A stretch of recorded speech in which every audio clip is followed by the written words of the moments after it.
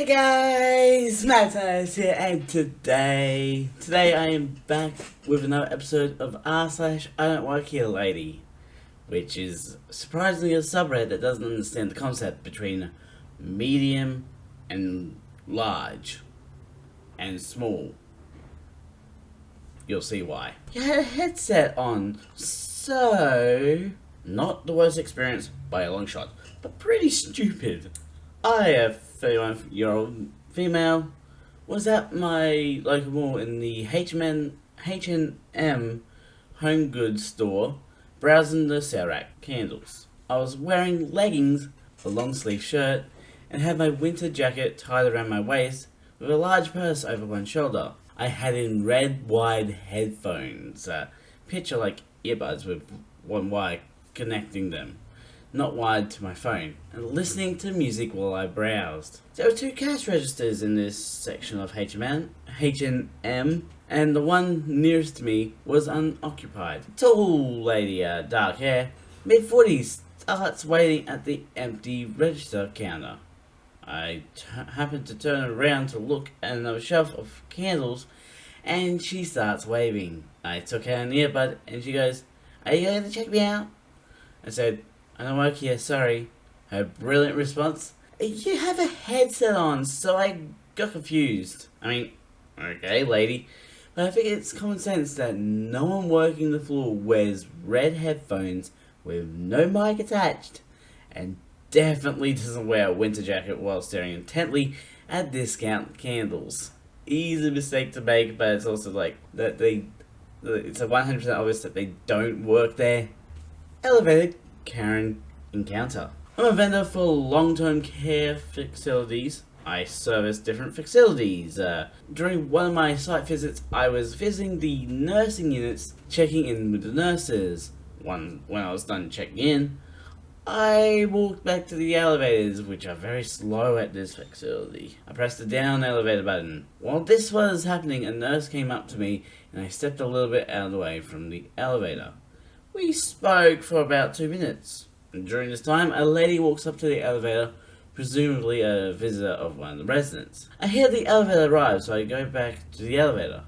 I check to make sure it was going down. I get in and I press the lobby button. Being nice, I ask her what floor. She responds rudely, "Actually, I'm going up, and I was here before you." That wasn't true, I was there first. I didn't bring that up though.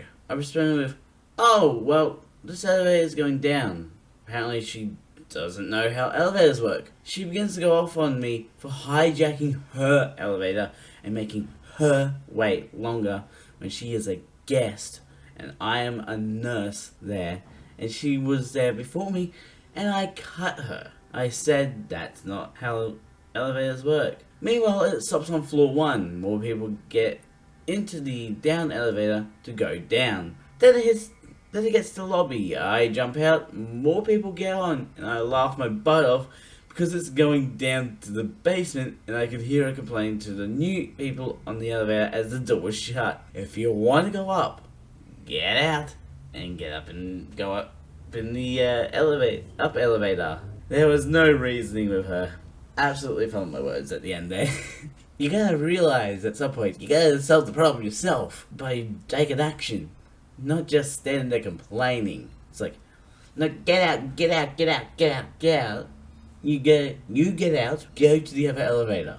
I don't teach here. This happened a while ago, but I randomly remembered the story. So, as you might guess from the title, I, a 33-year-old female, am a teacher. For one of my extracurricular activities, we had to go on location for a workshop. I was keeping a door open because we were supposed to enter through the side entrance, not the main entrance. To make sure none of the students started wandering around aimlessly, I made sure to be in view and yelled out when I rose by the student walking near the meeting point. On the open space near the building we were meeting, a stage was being placed for something. No posters, blogs, or any kind of explanation, just a stage. Standing there, menacingly. This didn't help in spotting students, but I managed. Someone that did work in the building had taken a picture of the stage, and some people hanging around, and entered through the door I was keeping open. One of the guys in the picture did not want their picture taken.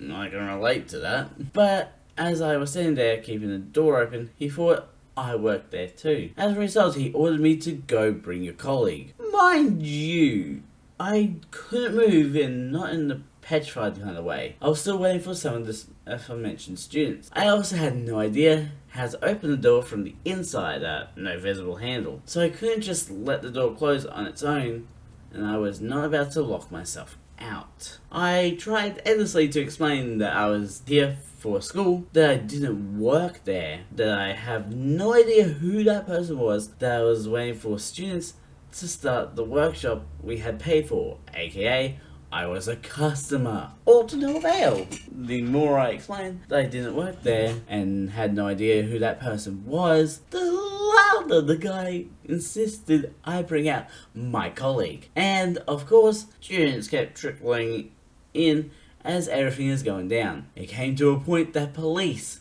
who were surveying the construction of / around the stage, had to get involved just so they could repeat what I'd been telling yelling guy the entire time. I don't work here, I have no idea who the picture taker was, and couldn't help in any way. He believed me, or technically he believed them. So he started aiming his frustrations about the guy taking pictures at the police rather than at me. I was waiting on 1 or 2 more students. Of course, some had to be late. The guy that took the picture showed back up and heard the guy's frustration about the picture and started a whole new discussion with me still stuck in the doorway. I'm pretty sure the picture got deleted, but by then I was trying to disappear and wasn't actively paying attention to the discussion. I was just trying to manifest the missing students so I could leave and join the workshop. After everything was said and done, and the people actually involved had all gone back to their business, the students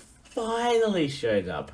No help there. And luckily, the workshop was active / interesting enough to clear my mind, but as happened today, the memory pops up randomly. I get not wanting to be in the picture. You don't lose it on a person that's just holding a door open. Like, if I was holding a door open at the school I volunteer at, like, you wouldn't assume I work there. You would just assume, oh, I'm being a good person. Or like, going to a subway, you gotta go through a door to get into the subway. If I was holding that open, you wouldn't think I was working at the subway. You'd just think, oh, this is a nice person holding the door open for me. I'm not your maid. We are staying at a hotel visiting family for the holiday weekend. I was going to surprise the hubby by bringing him a cup of coffee to wake him up, but when I walked in the room, I tripped on the dog and spilled it. I grabbed a few hand towels, cleaned the mess, rinsed them out,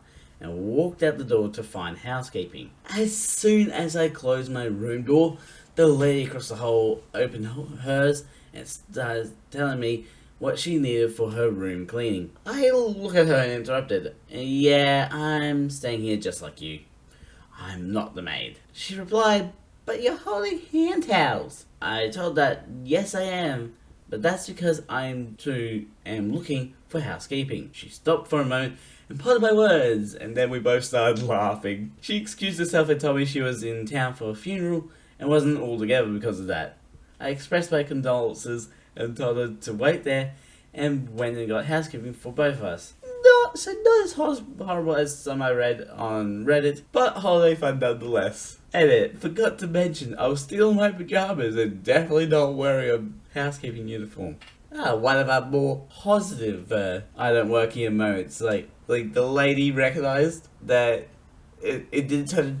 Like the lady recognized, hey, she doesn't work there. No shouting match. It's always nice when it doesn't have to be a shouting match for some reason. This is not a Karen situation. This is just a misunderstanding situation. Very big difference. Karen demanded I clean spilled ice cream. I am an electrician.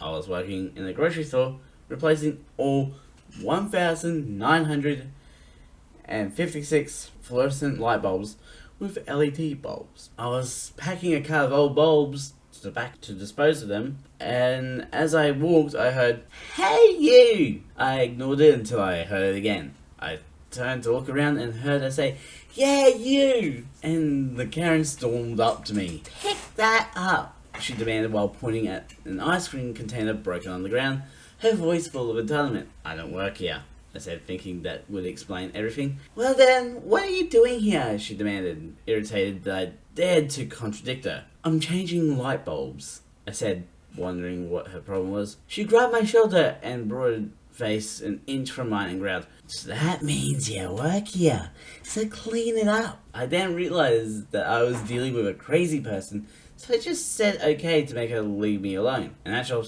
worker at the store saw the whole thing and waved me off and cleaned it while I went on with my day. The whole experience was weird. Why? The lady just had to grab the shoulder and pull herself up to your face. It is not a 1-to-1 ratio of like, you're doing something here, so you work here. Sometimes it's, I'm doing something here on behalf of a business, so technically I am working, but not for the store. Anyways, on that note, I'm going to end this episode here. Links will be in the description to the main channel and the second channel for you guys to go check out. And don't forget to subscribe and hit the notification bell so the next video comes out. A ding, a ding. And Mad Scientist out.